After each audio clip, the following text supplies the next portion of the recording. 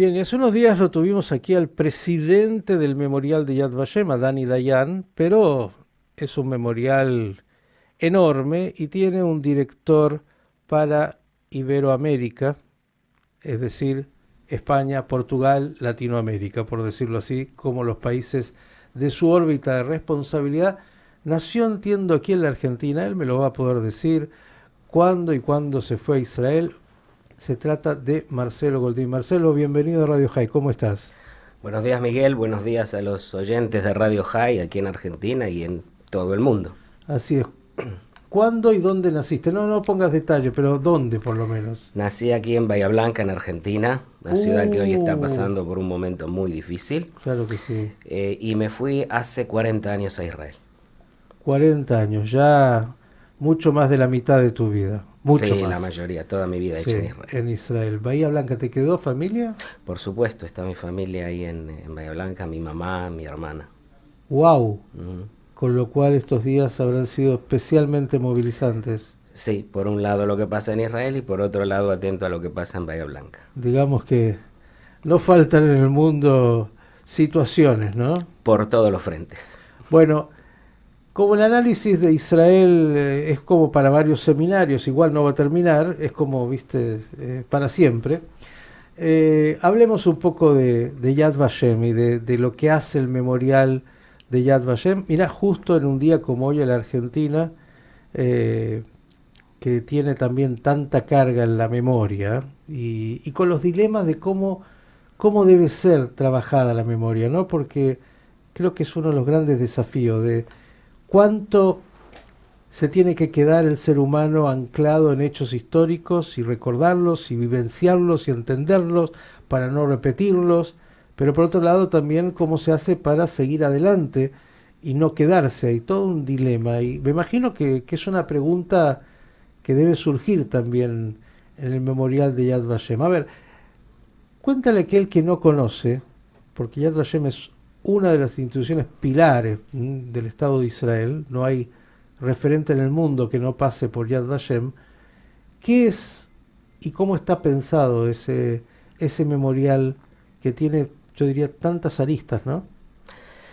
Bueno, Yad Vashem se levantó por legislación de la Knesset, del Estado de Israel, justamente para eso, para conmemorar la memoria y devolverles la dignidad a las víctimas del holocausto que fue un hecho histórico único, no comparable con nada, pese a que hoy estamos conmemorando otro tipo de barbarie, Ujú. pero el holocausto fue único, por varios parámetros, porque fue sistemático, porque tenía una ideología muy fuerte detrás, por la maquinaria que se empleó y porque fue destinado a exterminar a, la idea era a todos los judíos, por lo menos que estaban en Europa, dicho por los mismos nazis, dicho Ujú. por el mismo Eichmann.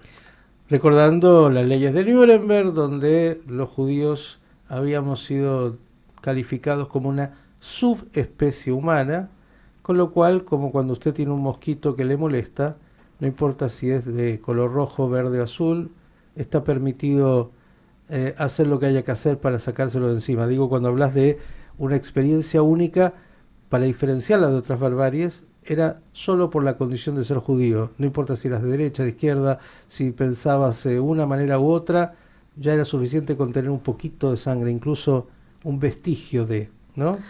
Correcto, y justamente para honrar la memoria de las víctimas y también para mantener vivo el recuerdo de lo que fue lo que nosotros denominamos Shoah, Ujú. existe Yad Vashem. Y la mayoría de la gente conoce Yad Vashem, judíos y no judíos. Yad Vashem es fuera del Kotel, del muro en la ciudad vieja, es el sitio más visitado de Israel. En épocas normales, cuando Israel está normal, no hay guerra, vienen muchos turistas, tenemos 1 millón de personas que vienen a visitarnos porque quieren aprender, quieren saber y nosotros les damos todas las posibilidades porque en Yad Vashem debe ser, si no el único, uno de los pocos lugares donde no se cobra entrada. Quien quiera aprender sobre el holocausto, quien quiere saber, entra, se le abre la puerta y lo puede hacer solo, guiado, porque nosotros entendemos que Yad Vashem es más que un museo, no es otro museo del Holocausto. Por supuesto que el corazón de Yad Vashem es el museo de la historia del Holocausto, lo que la mayoría de las personas que estuvo en Yad Vashem conoce, que te lleva horas visitarlo. Yo entro una vez por semana y siempre salgo con una historia nueva, con una foto o algún documento que no vi. Realmente impactante. Y justo para no solo recordar la memoria, sino también recordar la vida de la gente, mantenerlos vivos, como ellos querían. Es el legado que ellos nos pidieron a nosotros. Esta gente, muchos de ellos, escribieron: me gustaría que cuando todo esto pase, y ellos sabían hacia dónde iban, mi nombre sea recordado. El mundo sepa que existió, por ejemplo, David Berger, que es una de las víctimas que murió de un tiro en Vilna en 1941 y escribió una cosa así. O Gela Zechstein, que fue una pintora muy famosa, escondió sus obras y hoy están sus obras en otro museo que tiene Yad Vashem, que es el Museo de Arte, donde hay obras pictóricas y demás que fueron hechas por víctimas antes del Holocausto o que fueron hechas por víctimas o sobrevivientes durante el Holocausto.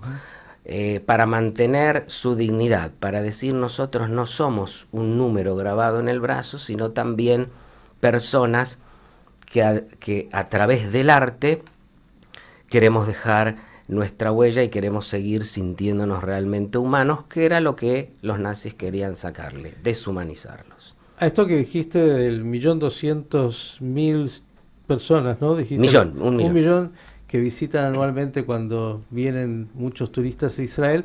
También hay muchos israelíes que, digamos, de hecho van permanentemente y tienen ahí un mensaje muy potente que tiene que ver también con la identidad israelí, ¿no? Sí, bueno, el tema de la Shoah, te haya tocado de cerca o no te haya tocado de cerca, familiares, etcétera, está muy en el DNI del israelí. Está en un lado, en algún lugar en tu cerebro está la Shoah, y por supuesto van muchos israelíes de toda la sociedad israelí. Nosotros tenemos visitantes ultra religiosos, por ejemplo, tenemos seminarios para el público ultra religioso, van también, por supuesto, no creyentes, hay árabes también que van a Israel. El otro día nos visitó una blogger que había nacido en Siria, por supuesto ahora vive fuera de Siria, impactada y muy conmovida con lo que vio en Yad Vashem, y por supuesto muy crítica de los países que están en contra de Israel, árabes y no árabes. Ahora, uno tiene la posibilidad de recorrer museos en general, muchos son incluso museos de la Shoah, ¿no? Aunque todos se han ido de alguna manera, creo, ha habido mucha tarea en pensar bien. Muchos museos, en algunos son reservorios de artículos, por decirlo así, y me parece que está muy bien definido esto de memorial como algo que es una experiencia mucho más diversa, ¿no? Mucho más como que tiene, cuando uno recorre Yad Vashem, todo tipo de posibilidades. Está el camino de los justos, de las naciones, hay, como dijiste, un museo de arte, hay cantidad de objetos, obviamente, de la Shoah. Encontrás un lugar donde están los nombres y cada vez más una especie de libro que ya no sé cuántos millones, tiene 5 y algo, ¿cuánto? Ahora te cuento. Que se ha hecho recopilando uno por uno y no son un número, son nombres, pero además tienen historias y puedes buscarlas. Digo, es como que de alguna manera el memorial permite a cada uno ir encontrando distintas facetas. Cada vez que uno va a Yad Vashem, y yo también he tenido la posibilidad de recorrer muchas veces, siempre te encuentras con algo que no viste, algo nuevo. Está la sección de recordación de los niños, y está la recordación de las comunidades, y está digo, es una experiencia que permite muchas posibilidades, ¿no? Te lo voy a decir en una frase, que es lo que nosotros decimos. Yo invito también a todos los oyentes, Ujú.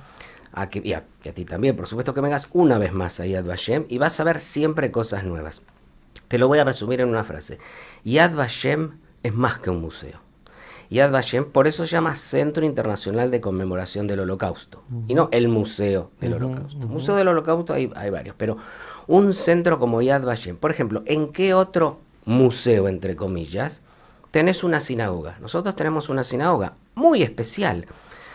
Alrededor de la sinagoga, incluido el arca, el Arona Kodesh, son material, objetos de judaica, traídos, rescatados, salvados, sobrevivientes, digámoslo así, de lo que fue la Shoah. Y logramos poco a poco traerlos, con historias, porque lo importante de cada objeto, como vos decís, o cada documento, es la historia que está detrás. Y cada una tiene una historia detrás que rememora la vida de alguien, a veces de muchas personas, de familias enteras, como la famosa Hanukkah de Kiel, ¿okay? Que está representada ahí expuesta, perdón, en el Museo del Holocausto. Tenemos, como bien dijiste, como bien dije antes, el Museo de Arte. Tenemos la Escuela Internacional de Estudio del Holocausto, única en el mundo, donde se estudia el Holocausto, donde se entrenan maestros de todo el mundo, no solamente judíos. Te vas a sorprender cuando veas un seminario donde tal vez la mitad o casi la mitad son maestros no judíos que vienen ya por segunda o tercera vez a estudiar sobre la Shoah para después enseñarlo en sus países, en escuelas secundarias, en la universidad, en determinados foros. Eso no existe prácticamente en otro lugar del mundo. Sí, podés tener cátedras en universidades, pero no en un centro de conmemoración.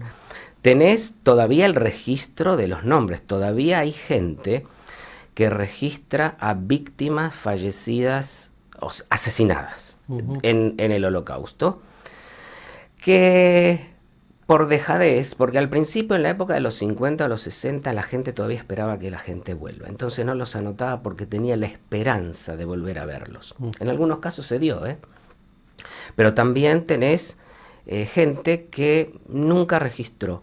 Y hoy en día llegamos casi a los 5 millones de víctimas registradas y tenemos por año casi 15.000 nuevos nombres, que después de 80 años parece un número muy grande, pero es cierto. Y yo me encuentro prácticamente en todos mis viajes con gente que dice, sí, yo tuve no familia directa, pero tenía primos y tíos, y los registraron. Y la verdad que no, mucha gente no sabe, mucha gente viene también a buscar sus raíces a Yad Vashem, y es otra de las cosas que tiene Yad Vashem, un departamento único, especial, para investigar las raíces familiares. Prácticamente todas las semanas yo recibo pedidos de esa índole. Y te cuento que hay... Ya vas a recibir uno. Estuve en un almuerzo el viernes con alguien que me empieza a contar, como tantos, algo de lo que no sabe, de su historia familiar, del pueblo donde era su abuelo, sabe y no sabe. Y toda esa necesidad de alguna manera de tener más información que quedó como lo que pasó en la Shoah, ¿no? Cortada.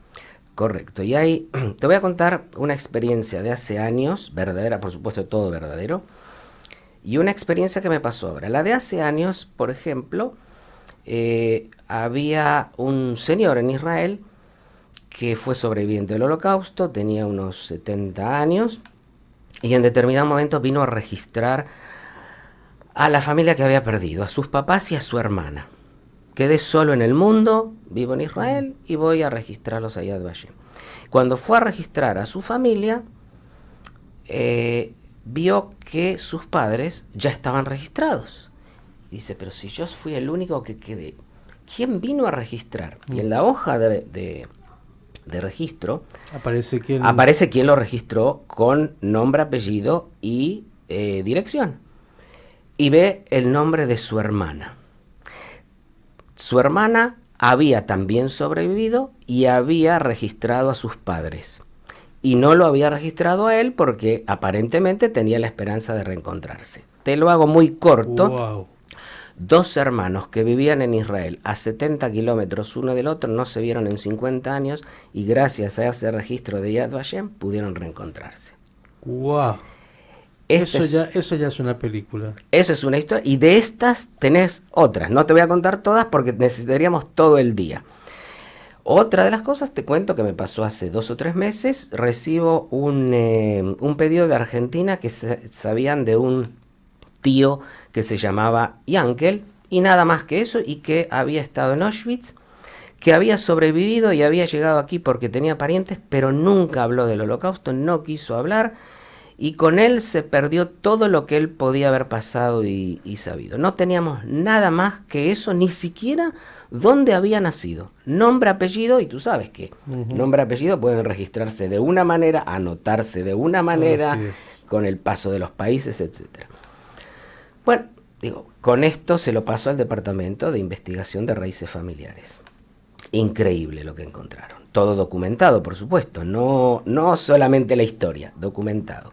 El señor había nacido en una ciudad de Polonia donde le dijeron a estos familiares que viven aquí en Argentina en qué ciudad de Polonia, que había pasado 3 campos de concentración, no solamente Auschwitz, otros 2 también, que había sobrevivido de alguna manera y se había escapado a Francia, el barco en el que llegó de Francia a Argentina, y lo más interesante es que estaba casado, y lo más triste también, y tenía 3 hijos, y habían asesinado frente a sus ojos a su familia, a su esposa y a sus hijos. Y su esposa estaba también junto a él registrado por alguien. Lo que pasa es que esto se registró hace décadas.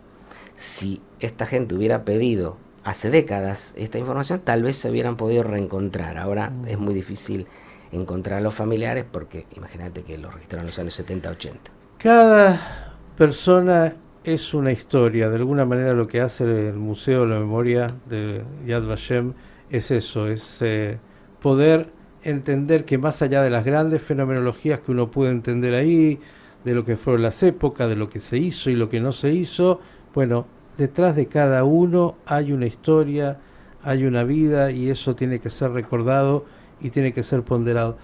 Nos quedan unos pocos minutos, yo quiero aprovechar, porque el otro día, justamente Dani, en el poco tiempo que hablamos en realidad de Yad Vashem, aunque siempre hablamos de Yad Vashem, contó, por ejemplo, que uno de los desafíos hoy es ya cada vez hay menos sobrevivientes, son muy poquitos los que quedan, por razones obvias cronológicas. Entonces me dijo, bueno, estamos haciendo algo que tiene que ver con puestas teatrales, donde se recrea una persona, una historia, para que el que viene se encuentre con... Digo, ¿qué iniciativas nuevas tiene Yad Vashem en este momento que están ustedes desarrollando?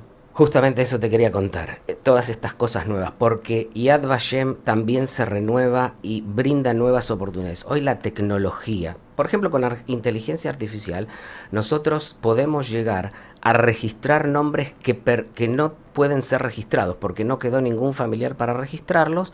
La inteligencia artificial te ayuda a registrar esos nombres y vamos a poder llegar a pasar los 5 millones mucho más rápido que en el pasado, porque esto era un trabajo de hormiguita. Tenemos en el Valle de las Comunidades, que es un predio, un lugar dentro de la montaña del recuerdo de Yad Vashem, que está a unos 10 minutos del museo caminando, que es un mapa de Europa, representa las 5.000 comunidades judías arrasadas, y que mucha gente no conoce y que es impactante verlo. Es el mapa de Europa visto de arriba y vas viendo y cada uno busca su lugar de origen, de su familia, etcétera. Ahí vamos a tener desde ahora un display de luz y sonido para que la gente sepa no lo que pasó en la Shoah, sino el rico mundo judío que estaba en todos los aspectos de la vida de cada país, representado en ese display de luz y sonido. Se va se va a proyectar durante las noches, para chicos y grandes, o sea, en un ambiente familiar también. Tenemos, como dijiste antes, el nuevo libro de los nombres, que hay uno en Auschwitz que es Yad Vashem en Auschwitz, que son 2.700.000, y el que tenemos nuevo en Yad Vashem, porque dijimos tenemos que tener uno nuevo en Yad Vashem, y tiene casi 5 millones de nombres, en donde la gente va, busca a su familia y toca a sus familiares que están registrados allí, donde vivían, etcétera, etcétera. Y esto también es una enseñanza para las nuevas generaciones. Yo he visto padres que vienen y le dicen, ¿ves? Este era mi abuelito, mi bisabuelo, yo llevo el nombre por él, y le enseña a su hijo de 10 o 11 años el porqué y toda la historia de su familia. Y lo último que tenemos son representaciones teatrales, en donde a 2 metros de distancia es como que tenés enfrente escenas de la Shoah que vos podés ver en 3 dimensiones en vivo, con con actores profesionales, en donde se sacaron 4 o 5 historias muy representativas que explican de una u otra manera la Shoah, lo que se vivió en la Shoah, y que está muy bien hecho. Por el momento solo en hebreo, yo creo que lo van a traducir. Estamos aquí con Marcelo Goldín, quien es el director para Iberoamérica de Yad Vashem, el Memorial de la Shoah. Hacemos la pausa, continuamos con él y lo voy a invitar también a Dani Saltzman para que se incorpore a este diálogo. Bien, y seguimos aquí con Marcelo Goldín, quien es el director para Iberoamérica del Memorial de Yad Vashem, el Memorial de la Shoah. Ya se incorpora también Dani Saltzman a este diálogo. Dani, buen día, ¿cómo va? Hola, buenos días. 24 de marzo, no es casual que estemos hablando de memoria, y yo decía hoy, entre el diálogo con Graciela Fernández Mejido y alguna reflexión propia al respecto, lo que significa este ejercicio y cómo llegar a un cierto lugar de equilibrio, honestidad intelectual y emocional, porque claro, las experiencias traumáticas te marcan para siempre y te pueden marcar de todas las maneras. Digamos, yo entiendo a nuestros padres y abuelos que dijeron nunca más piso Polonia porque ahí son todos nazis, y no hay un polaco bueno. Entiendo desde el dolor lo que muchas veces el dolor produce, que es irracional. No hay cómo sobre eso, ni vale la pena, porque el dolor es único e intransferible, y uno puede entender, así como otros que trabajan con eso y van haciendo una tarea de reparación, y otros que le dicen no sirve para nada. Esto es como con el antisemitismo, ¿no? Es todo lo irracional tiene respuestas muchas veces poco racionales. Hoy lo estamos viviendo desde otros lugares. Israel vive otros traumas.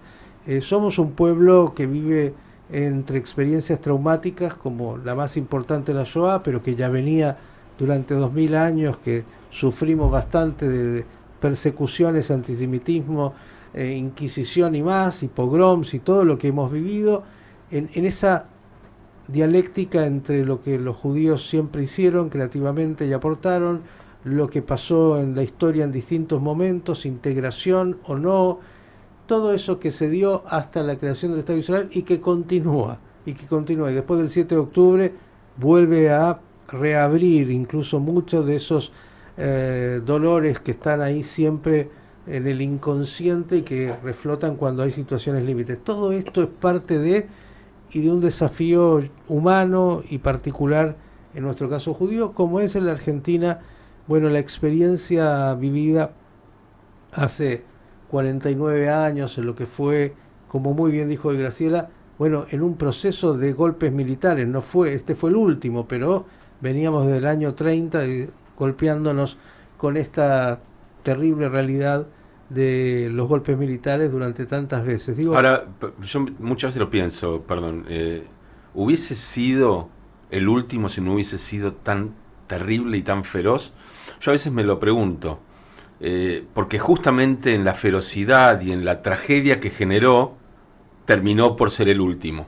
O sea, por sacudir en serio a una sociedad, decir, basta. No lo sé, los anteriores no creo que hayan sido tampoco picnic. Mm, Creo que simplemente a veces hay coyunturas históricas y otras cosas que hacen que, bueno, haya una determinada evolución, esperando de que no haya una involución en algún sí. momento. Pero digo, la verdad es que no sé si fue más terrible el de 76, es más cercano, fue, claro, tenemos gente más que... ¿no? Pero habría que Es el que preguntarle, vivimos. claro, es el que nos tocó a Es el que nos nosotros, tocó. pero es como decir, ¿qué fue más terrible, la Shoah o la Inquisición? Claro, si uno lo piensa en términos de fenomenología, de magnitud, de muertos, y bueno, claro, la Shoah, no hay nada que lo compare. Y para el que lo vivió. El que vivió la Inquisición seguramente dirá, bueno, o habrá dicho otra cosa, o el que vivió el pogrom en Rusia o en Polonia. Digo, las situaciones son la que te toca en el momento y esa es la más grave porque es la que te tocó.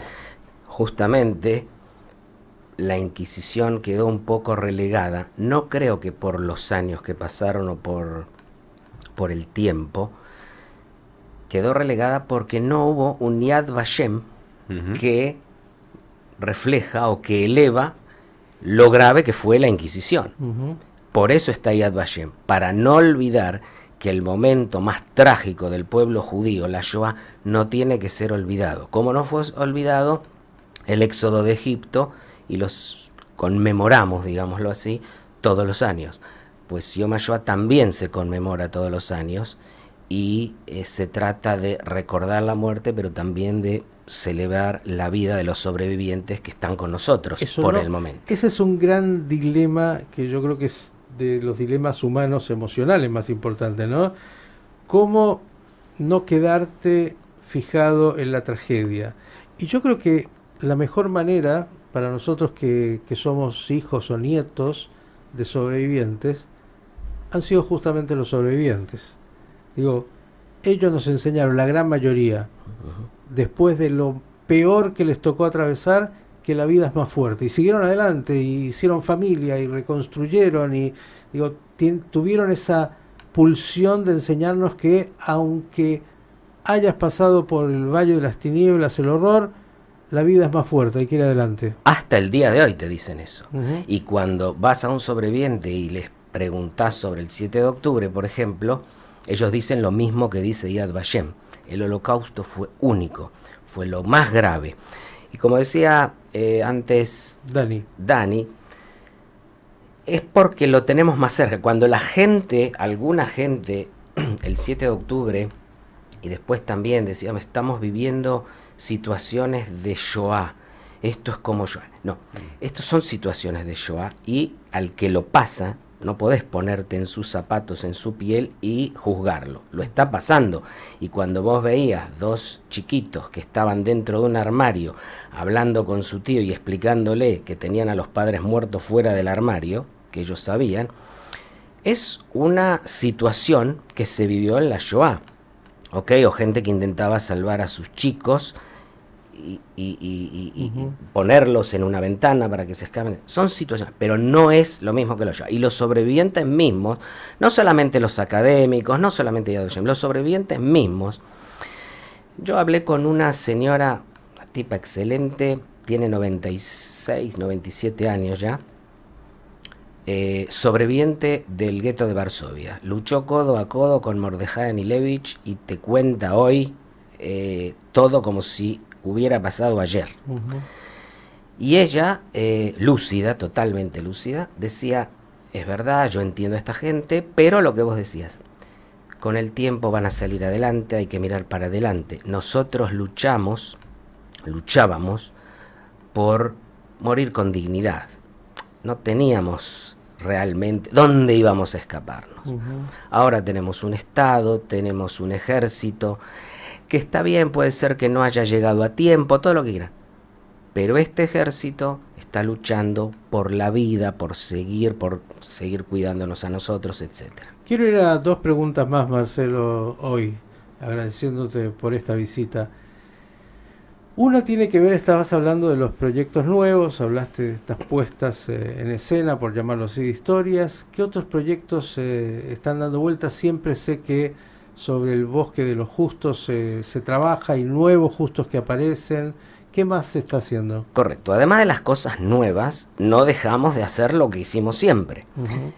Por ejemplo, otro proyecto interesante que nosotros seguimos sosteniendo es el de premiar de alguna forma o reconocer a justos de las naciones. ¿Qué son justos de las naciones? Son personas no judías que, de acuerdo a determinados parámetros, salvaron a judíos, arriesgando su vida, arriesgando todo, y algunos incluso fueron torturados, hubo gente que también fue muerta y post-mortem nosotros los reconocemos, vienen sus hijos, sus descendientes a recibir el diploma.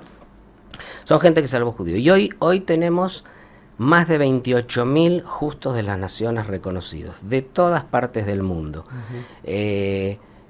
Los más conocidos, Raúl Wallenberg, Irena Sendler, una enfermera que salvó a 2.700 chicos escondiéndolos. Esta mujer fue torturada por los nazis, querían que tuvo la inteligencia, es muy conocida, incluso hay una película o dos. Sí, y una obra de teatro que pronto vamos a poner aquí también. Genial. Entonces, ella registraba cada chico para preservar su identidad. Entonces, cuando después los chicos sabían a qué familias volver, tíos, parientes o lo que sea. Y por supuesto, Schindler. Bueno, tenemos más de 28.000 justos de las naciones y seguimos haciendo ese trabajo. Gente y el que monumento a Janusz Korczak, que obviamente está... Por supuesto, la plaza Janusz Korczak en el centro de Yad Vashem, y tenemos... realmente es un lugar para venir, no es un lugar fácil de visitar, pero es un lugar que tiene que visitar toda persona decente y que quiera aprender, porque justamente se trata de aprender hacia futuro. Yad Vashem no fue creado para combatir el antisemitismo, pero sin duda la Shoah es uno de los instrumentos más importantes para combatir el antisemitismo. Para alertar, por lo menos, ¿no? Correcto, porque dice, fíjense dónde puede llegar la maldad humana si no se detiene a tiempo. Y ahora, con lo que estamos, no vamos a entrar en eso, pero con lo que está sucediendo en el mundo, tú ves que ese instrumento está más relevante que nunca. Por eso la gente tiene la maldad no desapareció, ni el antisemitismo desapareció, está ahí siempre latente. Ahora quiero preguntarte, antes de que nos cuentes para aquellos que les interese entrar en contacto con Yad Vashem, porque hoy dijiste, la tecnología permite incluso que aquellos que no van a viajar en este año a Jerusalén y a estar en Yad Vashem puedan acercarse, pero quiero preguntarte algo mucho más personal, Marcelo.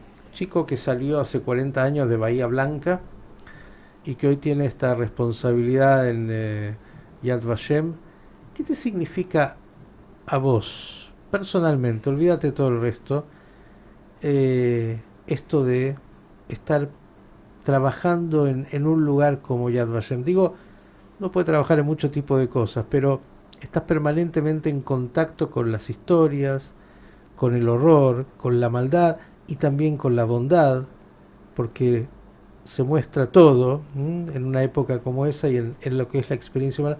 ¿Qué te ha significado en lo personal? Bueno, yo siempre busqué lugares de trabajo que me dieran un plus, que me hicieran sentir bien, que esté haciendo algo más allá de un trabajo cualquiera. Y te cuento que yo también fui periodista en alguna época y también me daba satisfacción. Estar en Yad Vashem, para mí la Shoah, es algo, como te dije antes, que está en el cuerpo, en el ADN de todos los judíos y algunos no judíos también, que es importante seguir recordándolo, que es importante tenerlo presente, porque incluye valores de justicia, porque incluye valores de valor, de heroísmo, y también valores negativos que hay que contrarrestar. Por eso trabajar en una entidad así te da muchas ganas de seguir adelante. Y a veces cuando hay un antisemitismo brutal y vos te pones a pensar qué más podemos hacer para que esto no siga ocurriendo, para combatir a las fuerzas realmente del mal que ponen dinero en determinadas universidades, y el mundo, sin nombrártelos, la gente sabe de qué estoy hablando, para provocar el antijudaísmo, para promover una judeofobia directamente. Y hay gente que se lo traga, que sí lo absorbe. Y nosotros tenemos que estar ahí para contrarrestarlo, para defender, para conmemorar, para que esta gente que murió en el Holocausto no haya sido asesinada en vano. Ni hablar, se podría agregar mucho, pero incluso de movimientos negacionistas que pretenden decir que todo esto es un invento judío para sacar provecho y ser víctimas del mundo. Digo, si uno no solo tiene conciencia, quiere alguno de estos muchachos ir ahí, que confronten las pruebas. Digo, creo que es un elemento también fundamental. Una de las cosas principales que sobre todo hace Dani Dayan, cuando hay una personalidad que dice una barbaridad de esta, lo invita a Yad Vashem, le vamos a mostrar, no lo vamos a indoctrinar ni nada, le vamos a mostrar lo que hay. Y después saca usted sus conclusiones. Nosotros tenemos, por supuesto, la mayoría no los ve nadie, más de 50.000 artefactos, 222 millones de documentos, decenas de miles de fotografías, todo documentado. Y como y esto es muy importante, bueno, testimonios de sobrevivientes también, que no es solamente Yad Vashem, hay otras instituciones en el mundo que lo hacen. Fíjate lo que me decía una sobreviviente hace 1 año y medio.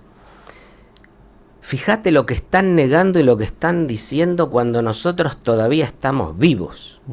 ¿Qué es lo que van a decir dentro de 10, 20 años cuando ya los testimonios reales no estén? Por eso es importante que Yad Vashem esté ahí y siga mostrando al mundo que esto pasó. Ahora, ¿sabes que el negacionismo no requiere de pruebas o de antipruebas? Lo digo porque el 7 de octubre está documentado por celulares, por drones, por ellos mismos, en vivo, en directo, y el que dice que no es no. O sea, hay un punto en el que yo siento que el que quiere aprender, como porque creo que finalmente es una institución educativa, el que quiere aprender está abierto a aprender, a escuchar, y el que no, vos podés ponerle en la cara cualquier prueba, cualquier testimonio. Yo siempre pensé, qué lástima que por ahí en la Shoah no teníamos la tecnología. No importa, vos le das toda la tecnología y el negacionista te lo niega. El problema no es el negacionista, como dijiste, el fanático es fanático y imposible. Sí.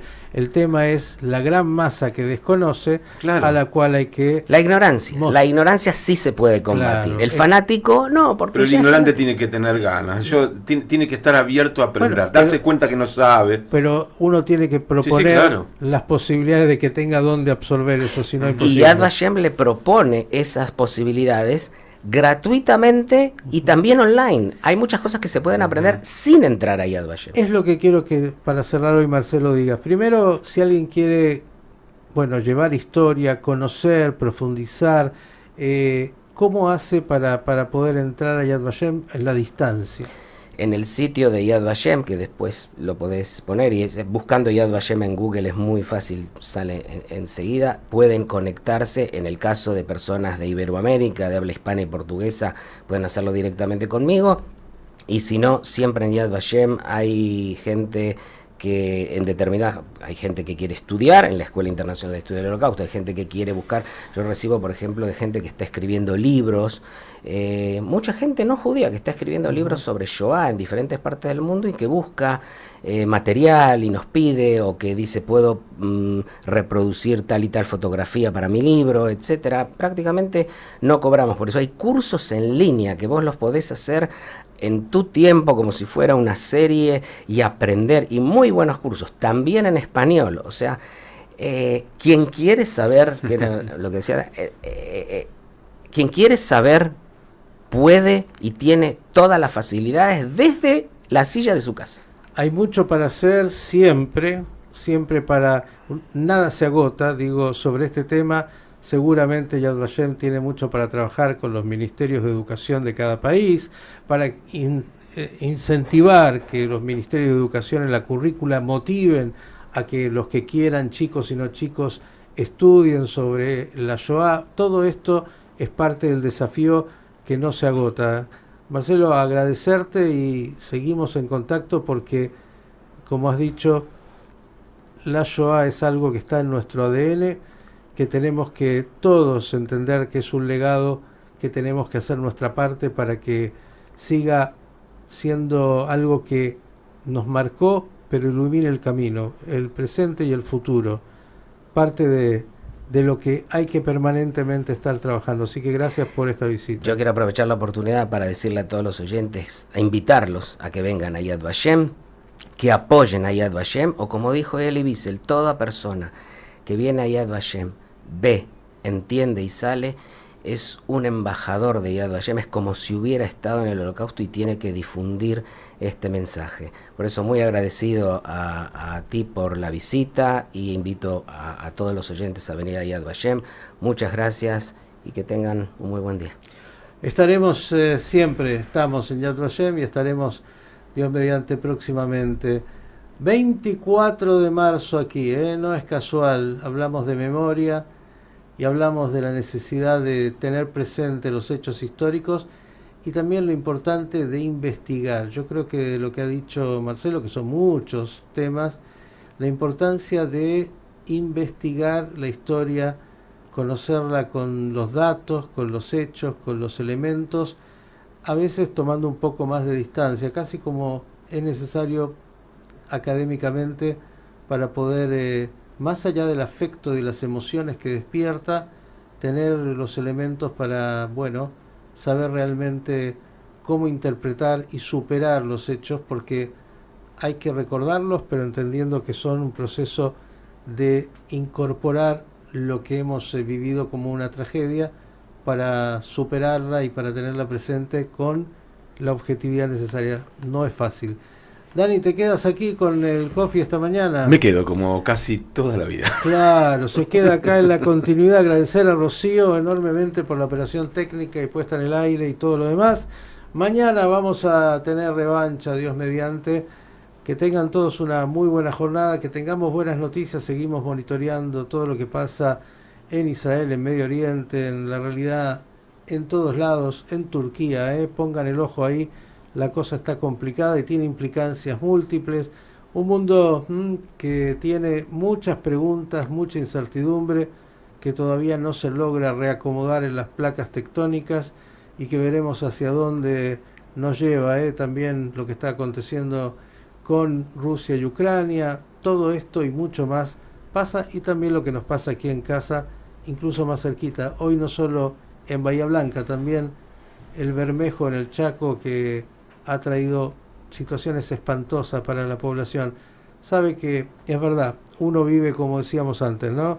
Lo que te toca cuando es tu zapato es el tuyo, pero la vida es más allá de lo que tiene tu propio zapato. La vida es lo que nos pasa a todos, porque todos somos un poco todos. Será hasta mañana, nos reencontramos. Sigan, lo mejor ya arrancó y es el Coffee Break.